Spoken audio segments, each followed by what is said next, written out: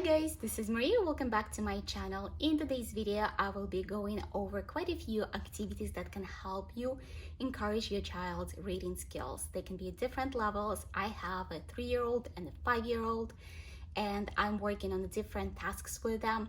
Pre-reading skills is so much more than just letter recognition and being able to sound out the letters. And in this video, I will share with you quite a few ideas.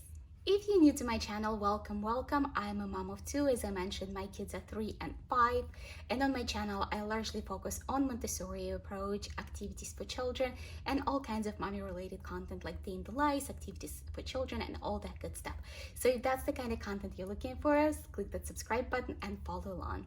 Being able to read is, as I said, much more than just being able to recognize and sound out the letters. It's also being able to differentiate between the shapes at the very early stages at the age of 2, 2.5, 3. So I have this really cool books from Bob. I mentioned Bob books in my previous videos as well. This is a new set. This is a pre-reading skills. So this is a great book for, I would say, about 3 years of age and up. Mine might not be in order because we've been already reading them. So they're all numbered based on the order you want to go. So like book 10, and they explain important concepts. For example, the very, like the second book, it would be Finding Hidden Shapes. And it will also give you a good idea on here as a parent, what you're looking for in those books, what it can help you with. For the child, for them to be able to start reading, they need to be able to differentiate visually the shapes. Large component of reading is not just memorization, it's actual visual skills.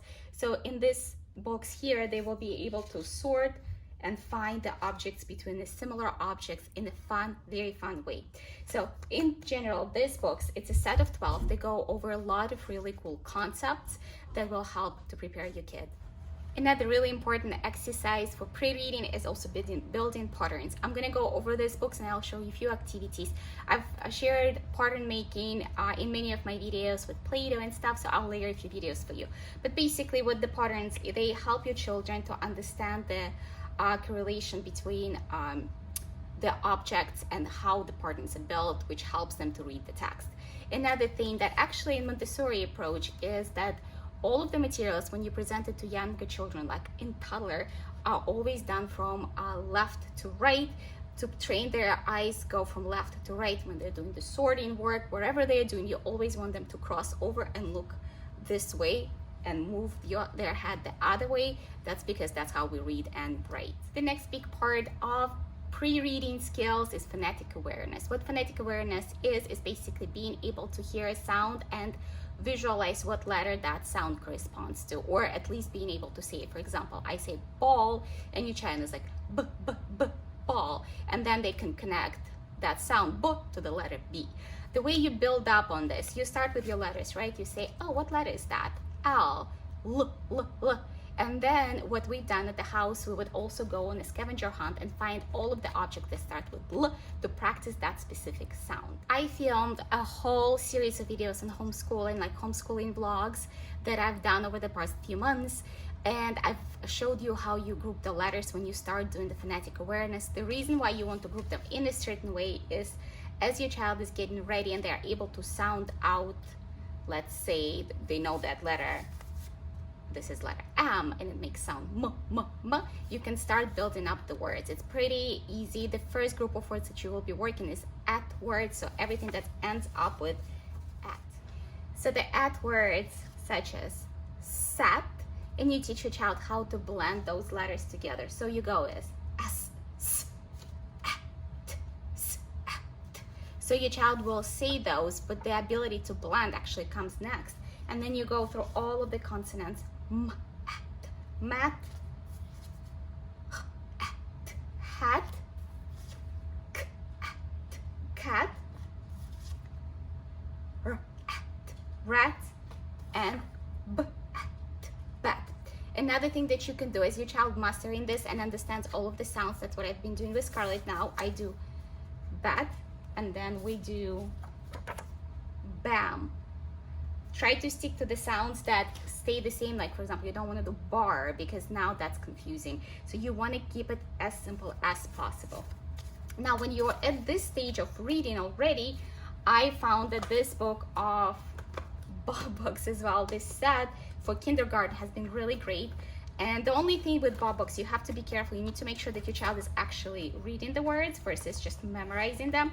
So it comes with the sight word cards, and it puts like the word some, and then it puts it in a context that you can try with your child. But these books are great because they actually are working on those beginning words. For example, this is book 2. They're also numbered from difficulty in the order that you want to go, and then you can do Sam can hop. So what I do with my daughter, because I know that she memorizes very well, she has a very good auditory memory, I block out one word and then sometimes I go letter by letter. I'm like, okay, what letter is that? What sound does it make? And we do it, and I'm like, okay, Sam, can.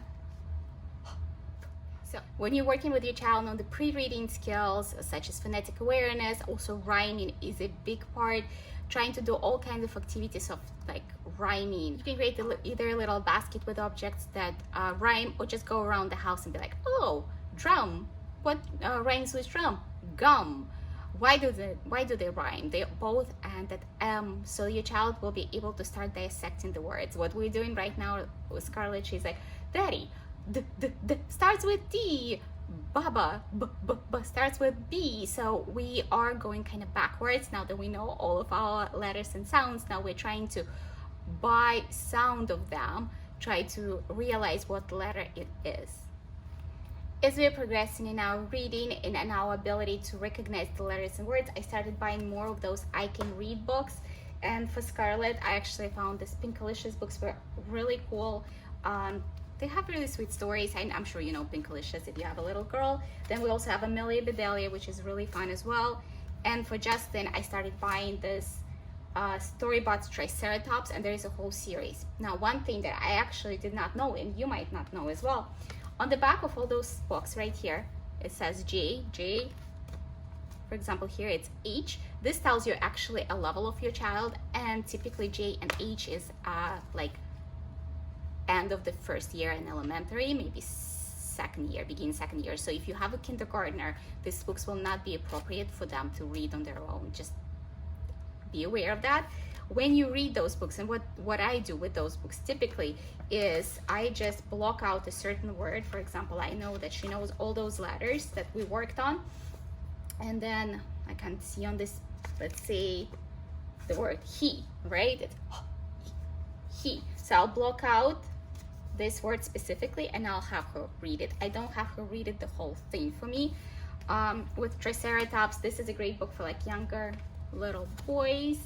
And this is really fun. The Storybots, that's actually my new find. I'm like loving them. So all of the series here, this is also the Amazing Earth, Tyrannosaurus Rex, and The Moon's Time to Shine. I'm gonna be buying all of them. They have like cool history facts and they're really entertaining. Another thing that we've done with Scarlett, obviously reading a lot to your child will stimulate their interest in reading, buying the books that they like, finding the characters. We love Ada Twist, Rose Revere, and Iggy Pack series, one of our favorites. And this is the books we started to transition to. It's no longer like more of a picture books, it's true story books. And just having that and being able to process those complex books is one of the skills when you start to read. I hope you guys enjoyed this video and gave you some ideas on how to help your child to start reading. Really very exciting part. If you enjoy this kind of content, subscribe to my channel, give this video a like if you liked it, and I'll see you later.